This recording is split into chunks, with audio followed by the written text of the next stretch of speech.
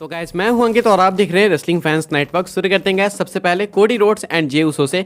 तो आपने देखा होगा कि जब भी Cody Rhodes and Jey Uso as a tag team compete करते हैं तो वो एक फिनिशर अप्लाई करते हैं, जो कि फिनिशर एक मिक्सचर है कोडी रोड्स के कोडी कटर का एंड उधर से 1D का, ऐसे में जे उसो की तरफ से 1D का। ऐसे में मूव जो है कई बार थोड़ा सा मिसमैच हो जाता है, मतलब परफेक्टली एग्जीक्यूट होता नहीं, क्योंकि दो मूव्स आप एक साथ लगा रहे होते हो एकदम परफेक्ट, जो उसके लिए भाई कम्युनिकेशन चाहिए आपके बीच में, एंड साथ में जिसके ऊपर आप लगा रहे हो उसकी भी इन्वॉल्वमेंट काफ़ी इंपॉर्टेंट है। तो इसलिए काफ़ी कम प्रोबेबिलिटीज होती है कि जो मूव है वो परफेक्टली 100% एक्यूरेट हिट होगा।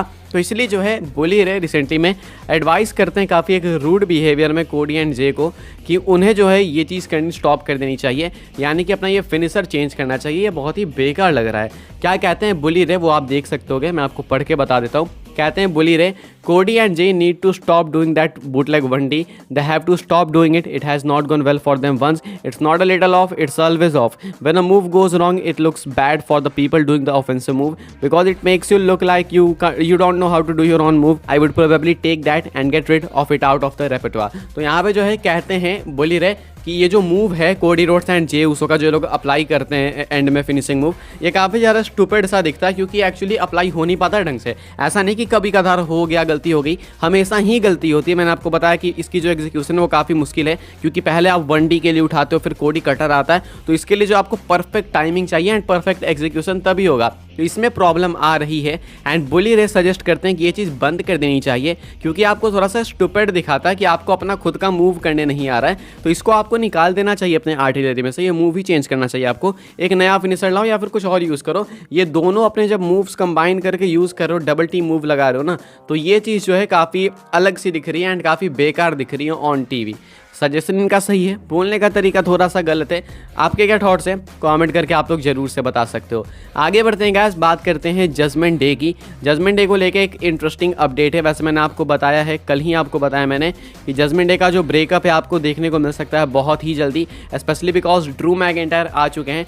तो अब एक कॉन्फ्लिक्ट चालू होगी कि भाई लीडर कौन है। फिन बैलर को वैसे भी बिल्कुल नहीं पसंद आया जब डैमियन प्रीस्ट ने कहा कि भाई वो लीडर है जजमेंट डे के। रिया रिप्ली भी प्रोक्लेम करती हैं कि हाँ वो लीडर हैं। साथ में ड्रू मैकइंटायर भी आ चुके हैं। तो आप ये तो भूल ही जाओ कि मैकइंटायर किसी के नीचे दब के रहने वाले हैं, वो भी खुद को लीडर ही क्लेम करने वाले हैं। तो ऐसे में बहुत सारी चीज़ें कंटिन्यूसली चल रही है जजमेंट डे के अंदर, एंड हमें पता है कि आगे जाके इनका ब्रेकअप भी होने वाला है। अभी जो है न्यूज़ निकल के सामने आ रही है, उसका कहना है कि पॉसिबली आपको वॉर गेम्स के बाद इनका ब्रेकअप देखने को मिल सकता है, तुरंत देखने को मिल सकता है। क्या एंगल होगा मैं आपको बता दूं। माना जा रहा है कि मैकइंटायर को देखो हराना थोड़ा मुश्किल है, क्योंकि मैकइंटायर का हील टर्न हो चुका है, and specially because Randy Orton आ रहे हैं बेबी फेस टीम में, तो रैंडी ऑर्टन वाली टीम का भी हारना मुश्किल है। तो देन आखिर कौन सी टीम हारेगी? कोई सी भी टीम हारेगी तो कॉन्फ्लिक्ट्स होंगे तभी हारेगी। अगर रैंडी ऑर्टन की टीम हार रही है तो समझ जाओ कि रैंडी ऑर्टन आके तुरंत अपना हील टर्न करेंगे। अगर मैकइंटायर की टीम हार रही है इसका मतलब जजमेंट डे में कुछ खटपट होगी। अब ये हो सकती है डैमियन प्रीस्ट की साइड से मोस्ट प्रोबेबली, एंड अगर ये चीज़ होती है उसके बाद अगले एपिसोड में, अगले रॉ में डैमियन प्रीस्ट या फिर जिसकी वजह से भी ये खटपट होगी उसका काल आने वाला है, एंड इसमें मैसिव इन्फ्लुएंस होगा ड्रू मैकइंटायर का। रिसेंटली जो कार्डिटो ने रोल निभाया सैंटोस एस्कोबार और रे मिस्टीरियो के लिए, वो सेम रोल आपको ड्रू मैकइंटायर जजमेंट डे में निभाते हुए देखने को मिल सकते हैं। यानी कि किसी का तो काल आने वाला है वॉर गेम्स के बाद, अगर जजमेंट डे हार जाएगी तो। ये कुछ माना जा रहा है, ये एक परफेक्ट एंगल भी होगा मेरे अकॉर्डिंग अगर ऐसे जजमेंट डे को तोड़ना है तो। क्या लगता है आपको, क्या थॉट्स है कमेंट करके बताओ। बट आई स्टिल थिंक कि तोड़ना सही डिसीजन नहीं होगा। सही साहक सी जा रही है फैक्शन, थोड़ा सा बहुत जल्दी हो जाएगा मेरे अकॉर्डिंग। तो आगे बढ़ते हैं गाइस, बात करते हैं अगली स्टोरी के बारे में, जो कि है वाइपर रैंडी ऑर्टन को लेके। तो रैंडी ऑर्टन का रिटर्न तो देखो कंफर्म ही है कि हाँ अब होने वाला है, वाइपर वापस आने वाले हैं सर्वाइवर सीरीज वॉर गेम्स के लिए, and survivor series war games से पहले ही वो वापस आ सकते हैं। कब वापस आ सकते हैं? तो अगले मंडे नाइट रॉ के एपिसोड में। अच्छा क्यों आ सकते हैं अगले मंडे नाइट रॉ के एपिसोड में? ये तो हमें ऑलरेडी मालूम है कि WWE चाहती है कि सर्वाइवर सीरीज में कोई CM पंक के बारे में ना सोचे। हालांकि हम सबको मालूम है कि WWE ऐसा करने वाली, तो हम लोग और CM पंक के बारे में सोचने वाले, क्योंकि ये बात मानने लायक है ही नहीं कि WWE अपना मेजर रिटर्न पहले करा देगी सर्वाइवर सीरीज से एंड उसके बाद सर्वाइवर सीरीज में कुछ नहीं करेगी। तो ऐसे में रैंडी ऑर्टन पहले आ रहे हैं, इसका मतलब कि सर्वाइवर सीरीज में कुछ और मेजर सरप्राइज इससे भरा। खैर रैंडी ऑर्टन आएंगे मंडे नाइट रॉ में अगर, तो एक बहुत ही अच्छा कोइंसिडेंस बन रहा है, या फिर कह लो कि इंटेंशनली ये चीज़ करी जा रही है।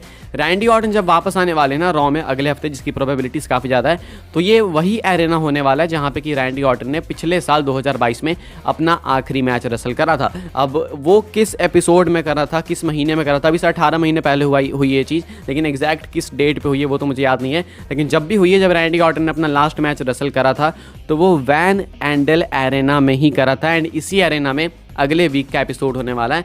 तो इससे और ज़्यादा चांसेस बढ़ जा रहे हैं कि जो रैंडी ऑर्टन है वो इसी रॉ में वापस आने वाले हैं, क्योंकि एक बहुत ही इंटरेस्टिंग स्टैट है एंड डॉट्स कनेक्ट हो रहे हैं, एंड WWE यूजुअली ऐसी चीज़ें करती है, वो आपको बहुत अच्छे से मालूम है।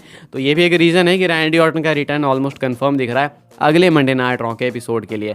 आगे बढ़ते हैं गैस, बात करते हैं अगली स्टोरी के बारे में, जो कि है जे उसो को लेके। रिसेंटली गैस जे उसो ने अपने इंस्टाग्राम पे एक बहुत ही इमोशनल मैसेज पोस्ट करा, जिसे देख के फैंस काफ़ी इमोशनल हो गए। ये क्या है मैं आपको बता देता हूँ। देखो, अभी रिसेंटली जे उसो की जो है साइनिंग थी, ऑटोग्राफ साइनिंग, एंड इनकी सोलो ऑटोग्राफ साइनिंग थी। इससे पहले जो है वो जिमी उसो के साथ जाते थे, ब्लड लाइन के साथ जाते थे, यानी कि किसी और का नेम उनके साथ जुड़ता था, तब इनकी ऑटोग्राफ साइनिंग होती थी। ये पहली ऑटोग्राफ साइनिंग थी जहाँ पे कि जे उसो अकेले गए थे एज अ बेबी फेस। जे उसो क्या कहते हैं इंस्टाग्राम पे पोस्ट डाल के, वो मैं आपको दिखाता हूँ। कहते हैं Jey Uso, to everyone who came to see me my first signing alone, I was nervous, no one would be there, but you guys showed up for me. I'm humbled and thankful for everyone's support and love. Literally was speechless. I love you guys. I mean that yeet. तो कहते हैं Jey उसो कि जो भी लोग आए थे मेरी ऑटोग्राफ साइनिंग में, जब मैं अकेले गया था इस बार पहली बार, तो उनको मैं बहुत थैंक्स कहना चाहूँगा। मैंने सही में एक्सपेक्ट नहीं कर रहा था कि कोई भी आएगा। मैं इतना नर्वस था कि मुझे डर लग रहा था कि अगर कोई नहीं आया तो, लेकिन इतने सारे लोग आए थे, मैं उसे देख के बहुत ज़्यादा खुश हुआ, एंड मैं काफ़ी हम्बल्ड हुई इस चीज़ को लेकर। थैंकफुल हूँ आप सबसे एंड आपके सपोर्ट एंड लव के लिए। कुछ कहते हैं कि मैं स्पीचलेस हूँ।